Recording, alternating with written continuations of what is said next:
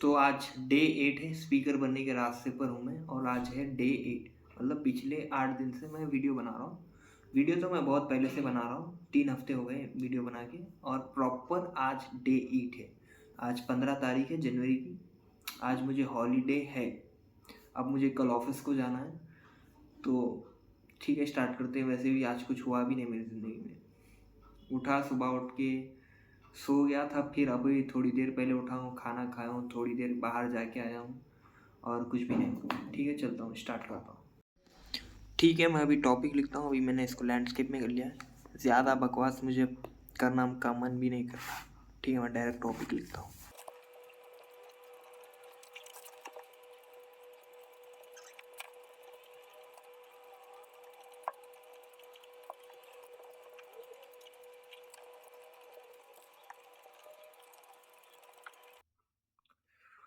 तो I just completed my topic. आपने देखा होगा कि मैंने फास्ट फॉरवर्ड में टॉपिक लिखा है, जिसका थंबनेल में भी और टाइटल में भी मैंने नाम लिखा है कि प्रोपागेंडा इज एवरीथिंग। अब आप सबको पता है कि प्रोपागेंडा क्या है। प्रोपागेंडा यानी किसी अ, अच्छे खासे सोशल मीडिया पे या फिर न्यूज़ चैनल पे या फिर पहले जो होता था न्यूज़पेपर पे प्रोपेगेंडा चलता था किसी पर्टिकुलर पर्सन या फिर कम्युनिटी के बारे में। अच्छी चीजें बताई जाती है या फिर बुरी चीजें बताई जाती है। अच्छी चीजें तब बताई जाती है तब उस पर्टिकुलर पर्सन या फिर कम्युनिटी के इमेज ऑलरेडी खराब है पब्लिक के सामने उस पर्टिकुलर कम्युनिटी की या फिर पर्सन की इमेज खराब है। तो अच्छा प्रोपेगेंडा, एक फेक प्रोपेगेंडा क्रिएट करके बताया जा सकता है कि पब्लिक को कि ये जो पर्टिकुलर जो चीज है ये अच्छी है। अब वो अच्छी हो या ना हो वो पब्लिक डिसाइड नहीं करती। पब्लिक डिसाइड करती है कि आप उनके सामने प्रेजेंटेशन कैसा रखते हो प्रोपेगेंडा का। और या फिर आप उस पर्टिकुलर पार्टी कम्युनिटी या फिर पर्सन की इमेज खराब भी कर सकते हैं अगर आप उनसे नफरत करते हैं तो। फेक प्रोपेगेंडा बनाकर, फेक वैसे ही फेक प्रोपेगेंडा बना के अच्छी खासी प्रेजेंटेशन बना के आप उनको डिफेम भी कर सकते हो या फिर इम्प्रूव भी कर सकते हो। अब वो अच्छे हो या ना हो उनसे लोगों को कोई फर्क नहीं पड़ता। अगर आप उनके सामने अच्छी प्रेजेंटेशन दो तो वो अच्छा मानेंगे, अगर आप उनके सामने बुरी प्रेजेंटेशन दोगे तो वो बुरा ही मानेंगे। तो कैसे मानते हैं? जैसे कि सोशल मीडिया के आजकल तो बहुत डिजिटल प्रोपेगेंडा बहुत आसान हो चुका है। किसी भी रैंडम पर्सन के बारे में आप फेक प्रोपेगेंडा बना सकते हो। किसी भी सेलिब्रिटी के या फिर कम्युनिटी के जिससे भी आप नफ़रत करते हो आप बना सकते हो फेक प्रोपेगेंडा। या फिर अगर आप और ये सेलिब्रिटीज़ भी यूज़ करते हैं। मैंने खुद नोटिस किया है कि वो अपने बारे में अच्छा किसी रैंडम पेज को इंस्टाग्राम के या फिर यूट्यूब पर किसी को पैसे दे देते हैं ताकि वो उसका अच्छी पीआर कर सके, अपनी मूवीज़ का प्रमोशन कर सके, अच्छे लोगों के सामने एक अच्छा इंसान की तरह आ सके।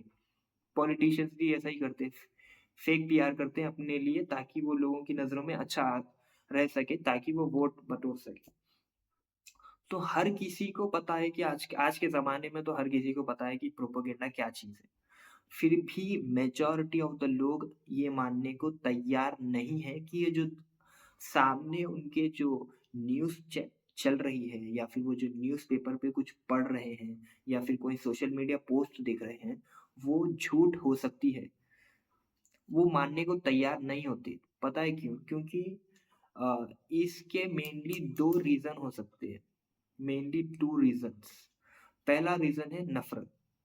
अगर आप किसी से नफ़रत करते हैं, किसी सेलिब्रिटी से नफ़रत करते हैं, किसी कम्युनिटी से नफ़रत करते हैं, फिर आप उस कम्युनिटी के पर्सन या फिर उस पर्टिकुलर पर्सन जिससे आप नफ़रत करते हैं या फिर उस क सेलिब्रिटी का कोई फ़ेक र्यूमर इंटरनेट पे आ जाता है या कम्युनिटी का फ़ेक र्यूमर आ जाता है, तब आप उसको एक्सेप्ट कर लेते हैं क्या कि ये जो र्यूमर है, ये सच ही है। या फिर हालाँकि वो नहीं होता, आपको भी पता है, अंदर-अंदर आपको पता है कि वो ये जो भी है ये सब झूठ है, बट आपको पता है, आप उसको फिर भी प्रमोट कर देते हो या फिर कमेंट सेक्शन में गाली लिख देते हो। आपको मौका मिल जाता है, ताकि आप अपनी नफ़रत को बाहर निकाल सको उस पर्टिकुलर आपको मौका मिल गया। तब आप अपनी नफ़रत को बाहर निकाल दोगे कमेंट सेक्शन में जाके या फिर आजकल तो ऑफ़लाइन भी हो रहा है। आप देखे होंगे रोड लोग सड़कों पर रैली निकालते हैं उस पर्टिकुलर चीज़ के लिए कि ये इसने ऐसा गलत किया, हालाँकि उसने किया नहीं होता, वो प्रोपेगेंडा होता है। और दूसरा मेन रीज़न, यही सबसे बड़ा रीज़न है, वो है छोटी सोच। लोग बड़ा नहीं सोचते, लोग डिफरेंट नहीं सोचते। People don't want to think different, people don't want to think big, people don't want to have multiple perspective. Multiple perspective का मतलब होता है जैसे कि किसी एक पर्सन ने क्राइम किया है और लोगों को भी पता चल गया है कि इसने क्राइम किया है इस पर्टिकुलर पर्सन के साथ। हालांकि इसके पक्के सबूत होते हैं, पक्का सबूत होता है कि इसने क्राइम किया है इसके साथ, यानी इसका मर्डर कर दिया, समझ लो, सपोज मर्डर नहीं, इसके घर में चोरी कर दी, सीसीटीवी कैमरा में क्लियर कट पकड़ा गया, तब इस लोग इसके बारे में बुरा भला कहते हैं, सोचते हैं, ओके, इसके पास प्रूफ आ गया, लेकिन हालांकि इसने नहीं किया, सपोज इसने नहीं किया, इसने सीसीटीवी कैमरे में कैद नहीं हुआ, कोई और भी पर्सन हो सकता है मे बी, इसके जैसा दिख रहा होगा, तब लोग फिर भी इसको ही मानेंगे। क्यों? क्योंकि लोग परसेप्शन नहीं सोचते। हालाँकि ये पर्सन झूठ भी बोल सकता होगा इस पर्टिकुलर पर्सन के बारे में, लेकिन लोग नहीं सोचते। They don't want to have multiple perspective. इसके इस पर्सन के ये पर्सन क्या सोच रहा है, ये पर्सन क्या सोच रहा है, फिर उसका डिसीजन कौन लेगा? लोग ये सोचना नहीं चाहते। They don't want to think, they don't want to have multiple perspective. उन लोगों की सोच बहुत छोटी है। Majority of the people don't want to think multiple, don't want to have multiple perspective because they have little bit of thinking. उनका दिमाग इस चीज़ को प्रोसेस नहीं कर पाता। हाँ, वो अपनी छोटी सोच के साथ अपनी छोटी दुनिया में जहाँ पर उनको पीस, कम्फर्ट, सुकून मिलता है, वो वहीं पर खुश है। They are happy in that place. और जब आप उन लोगों को ऐसी चीज़ें बताते हो कि ऐसे किसी के साथ ये हो गया, इस पर्टिकुलर पर्सन ने किया है, र्यूमर फैला दिया हो आपने, तब लोग उस र्यूमर को एक्सेप्ट कर लेते हैं और मान लेते हैं कि इसने ही किया होगा। हालाँकि उनके पास भी कोई प्रूफ नहीं होता। They also don't have the a, evidence, they also don't have the evidence of that thing. But but क्यों ऐसा लोग सोचते हैं? क्योंकि उसके बारे में र्यूमर्स फैल चुके हैं। उसके बारे में प्रोपेगेंडा, अच्छा खासा प्रोपेगेंडा आ चुका है न्यूज़ चैनल पे, सोशल मीडिया पोस्ट पे। तो आप कुछ कर नहीं सकते इस चीज़ में, ये दुनिया ऐसे ही चलती है। अगर इतिहास का एग्जाम्पल लिए तो मुझे एक एग्जाम्पल पता है, नेपोलियन नेपोलियन प्रोपोगेंडा करते थे, बहुत ज्यादा प्रोपोगेंडा करते थे वो। उनको तो किंग ऑफ प्रोपोगेंडास कहा जाता है। इसीलिए वो फेमस नहीं है कि वो, हाँ, उन्होंने एम्पायर खड़ा किया है अपने दम पर, प्रोपेगेंडा के दम पर भी उन्होंने एम्पायर खड़ा किया है। उन्होंने सबसे पहले लोगों के दिल में अपनी जगह बनाई, एक अच्छा प्रोपेगेंडा बनाकर, फिर उसको अच्छे से यूटिलाइज़ किया। हाँ, ये बात भी मुझे बहुत अच्छी लगी कि उस प्रोपेगेंडा को वो अच्छी खासी पोज़ीशन में आ गए, किंग बन गए, एम्परर बन गए वो। एम्परर बनने के बाद उन्होंने करप्शन नहीं किया, उन्होंने सीधा एम्पायर को एक्सपैंड किया। एक अच्छी लोगों के सामने इमेज मेंटेन करके रखी उन्होंने। जब भी वो जंग पे जाते थे हमेशा प्रोपेगेंडा बनाते थे लोगों के सामने कि ये ऐसे लड़ा हूँ मैं। एक अच्छी पेंटिंग्स बनाते थे। इसीलिए आपने देखा होगा, मैं फ़ोटोज़ भी शेयर कर दूँगा यहाँ पर। ये देखो ये फ़ोटोज़ कितने खूबसूरत है, ये सारे प्रोपेगेंडा है। बाद में जब उनकी डेथ हो गई, उनको जब एक्साइल किया गया था तब। लेकिन इस चीज़ से फ़ायदा क्या हुआ? जब 1814 में नेपोलियन पूरा खत्म हो चुके थे, उनका एम्पायर, उनको एक्साइल पे डाल दिया गया था। इटली के नीचे जो आजकल साइप्रस है ना, वहाँ पर शायद मे बी उतना नॉलेज नहीं है मुझे, वहाँ पर उनको एक्साइल, एक आइलैंड था उस पर एक्साइल पे डाल दिए थे। तब वो वापस आए। हाँ, उन्होंने भागकर आए, वो अलग कहानी है, मुझे याद नहीं है। लेकिन वो मूवी देखे होंगे आप सब लोगों ने। तब वो वापिस आए, तब लोगों के सामने क्या था? लोगों ने उनको एक्सेप्ट कर लिया एज़ ए एम्परर फिर से। क्यों? क्योंकि उन्होंने अच्छा खासा प्रोपेगेंडा फैलाया था। उनकी इमेज बहुत ज़्यादा मेंटेन करके रखी थी उन लोगों ने। नेपोलियन के जो नीचे काम करते हैं। इसीलिए कहते हैं प्रोपेगेंडा इज़ एवरीथिंग मेरे हिसाब से ये मैं सोचता हूँ। क्योंकि अगर आप प्रोपेगेंडा से बच नहीं सकते, you can't escape the propaganda.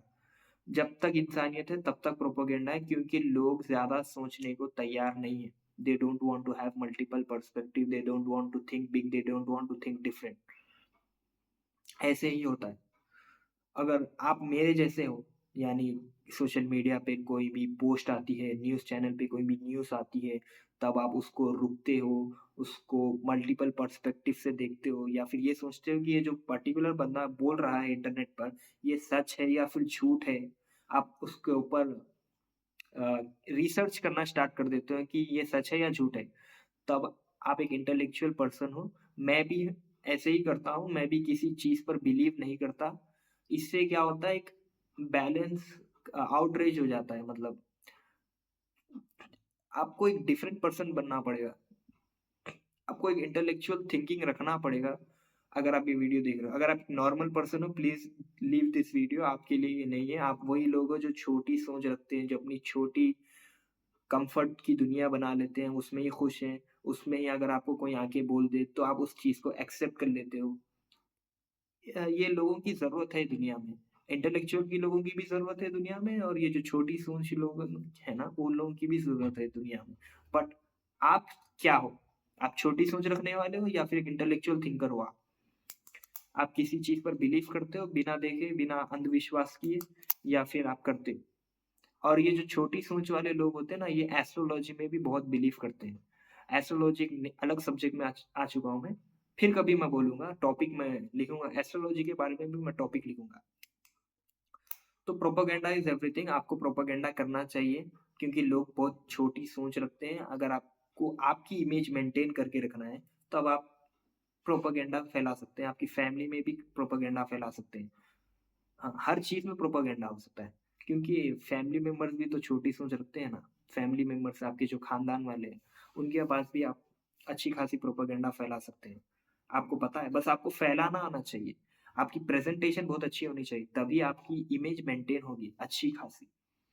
अगर आपने कुछ गलत कर दिया, अगर आप पकड़े गए तो फिर आप खत्म, वहीं पर आप डेड। क्योंकि अगर लोगों को पता चल गया कि हाँ भाई ये तो प्रोपेगेंडा कर रहा है, तब आप उसके बाद अगर आप बोलोगे कुछ भी अगर आप सच्चाई भी बोलोगे तब भी लोग आपके ऊपर यकीन नहीं करेंगे कि वो तो यही सोचेंगे कि ये तो प्रोपेगेंडा कर रहा है। क्योंकि लोगों की सोच ही छोटी होती है। एक बार उनको पता चल गया कि हाँ भाई ये सामने वाला बंदा जो है झूठ बोल रहा है, तब उन लोगों के ऊपर से भरोसा एक बार उड़ गया, तो उड़ गया आपका। आप वहीं पर खत्म हो गए। आपको फिर वो भरोसा कमाना पड़ेगा, मेहनत करनी पड़ेगी। इससे अच्छा तो आप सतर्क हो जाएँ। जो भी आप स्टेप ले रहे हैं, उसको ऊपर ध्यान दीजिए कि क्या स्टेप ले रहे हैं। प्रोपेगेंडा अच्छे से फैलाना, प्रेज़ेंटेशन इज़ एवरीथिंग। मैं ये भी टॉपिक लिखूँगा, प्रेज़ेंटेशन इज़ एवरीथिंग। जैसे मैंने कहा प्रोपेगेंडा इज़ एवरीथिंग, अब मैं प्रेज़ेंटेशन इज़ एवरीथिंग भी एक टॉपिक लिखूँगा। प्रेज़ेंटेशन कैसे फैलाते हैं। अब मैंने दिस इज़ माय प्रेज़ेंटेशन अभी मैंने दे दिया, प्रोपेगेंडा इज़ एवरीथिंग। मैंने टॉपिक खत्म हो गया यहाँ पर। आपको कैसा लगा? फीडबैक मुझे चाहिए कमेंट सेक्शन में। एक कमेंट तो मुझे डिज़र्व करता हूँ और मैं डे 8 पर हूँ। अभी मुझे 2 और वीडियोज़ अपलोड करनी है। ये वीडियो तो मैं अपलोड कर दूँगा। आज क्या है? थर्सडे थर्सडे यानी अब फ्राइडे और सैटरडे 2 और 2 वीडियोज़ अपलोड करनी है। उसके बाद ये वीक खत्म, उसके बाद मैं संडे के दिन वीक रिकैप डालूँगा कि क्या-क्या मैंने किया है इस हफ्ते में, क्या कितना मैंने इम्प्रूव किया है। ओके? अ, डालूँगा वीडियोज़ और मेरा टारगेट जो मैंने मंडे को रखा था ये हफ्ते, वो है 100 व्यूज़। हाँ, हो रहे हैं, धीरे-धीरे स्टार्ट हो रहे हैं और मैं 3 सब्सक्राइबर्स पे हूँ, तो मुझे 5 सब्सक्राइबर्स कंप्लीट करना है ये संडे तक, सैटरडे तक। और क्या रखा था मैंने? और एक कमेंट चाहिए मुझे। I need 1 comment from a random person because एक कमेंट तो मैं डिज़र्व भी करता हूँ। इतना अच्छा तो मैं शायद बोलता हूँ, मेरे ख़्याल से मेरी स्पीकिंग स्किल्स थोड़ी कमज़ोर होगी बट मेरे वर्ड्स मुझे मुझे पता है मेरे वर्ड्स बहुत वैल्यूएबल है। मेरा कंटेंट में दम नहीं होगा बट मेरे वर्ड्स में दम होगा। मेरे वर्ड्स के दम पर मुझे एक कमेंट तो चाहिए ही चाहिए और मुझे सैटरडे तक चाहिए। प्लीज अगर आपने ये वीडियो देखा, please give me feedback of my video, of my words. Video तो बहुत लो क्वालिटी की बनाता हूँ मैं। अभी मेरे पास इक्विपमेंट भी ज्यादा नहीं है, ना माइक है ना स्टैंड है। मैं लिटरली डब्बों पे रख के वीडियो बना रहा हूँ। एक बुक ले आऊँ, बस पेन ले आऊँ, बस थोड़ा टाइम है, बना ले रहा हूँ। कोशिश करूंगा कि आगे जाके अच्छे से बना सकूं, अच्छे से स्पीकर बन सकूं। और मेरा ड्रीम है 100 पीपल के सामने एक अच्छी स्पीच देना, एक अच्छे टाइम के लिए 10 मिनट या फिर मे बी आधे घंटे की स्पीच देकर उनसे फीडबैक लूंगा कि आपको मेरे वर्ड्स कैसे लगे मेरे। और ये जो मैं लिखता हूँ ये मेरी ओरिजिनल थिंकिंग है, मैं किसी का कॉपी नहीं कर रहा हूँ। ओके, जो मैं सोचता हूँ वो मैं आपको बता रहा हूँ। मैं कहीं पर ये चीज पढ़ा नहीं हूँ, बट मैं जब मैं अब तक 20 साल ये जिंदगी गुजार चुका हूँ, तो मेरे आज मैं 21 ईयर्स का हूँ अभी फिलहाल। तो मैंने जितने भी ये 20 साल में एक्सपीरियंस किया है, जो कुछ भी एक्सपीरियंस किया है, वो सब मैं आपको शेयर करूंगा। जितने भी चीजें मैंने आंखों से देखी है, जितनी भी चीजें मैंने महसूस की है, वो सब मैं आपको बताऊंगा अपने टॉपिक्स के थ्रू, प्रेजेंटेशन के through. Okay, this is my presentation. और मैंने आज कुछ नया चीज नहीं सीखा क्योंकि आज हॉलीडे था, मैं पूरा दिन बर्बाद कर गया, सो गया था, बाहर गया था। आपको मैंने शुरुआत में ही बता दिया था, कोई न्यू चीज मैंने नहीं लर्न की। कल मुझे ऑफिस को जाना है, कल से लगातार 5 दिन तक जाना है, मंडे तक जाना है। यानी थर्सडे, आज मतलब आज ही जाना है। अभी रात के बज रहे हैं 3:30, तो मुझे इवनिंग में 4:30 को निकलना है। तो अब जाके मैं सो जाऊंगा। तो थर्सडे जाना है, फ्राइडे जाना है, सैटरडे जाना है, संडे जाना है, मंडे जाना है। 5 दिन लगातार मुझे ऑफिस को जाना है। मेरी शिफ्ट 1:30 को खत्म होती है। फिर आके मुझे वीडियो भी बनाना है। तो मैं कोशिश करूंगा जल्दी अच्छे से वीडियो बना सकूं। ये 2 दिन में मुझे एक कमेंट तो चाहिए, 100 व्यूज तो कैसे भी क्रॉस हो जाएंगे, और 2 सब्सक्राइबर्स भी शायद क्रॉस हो जाए।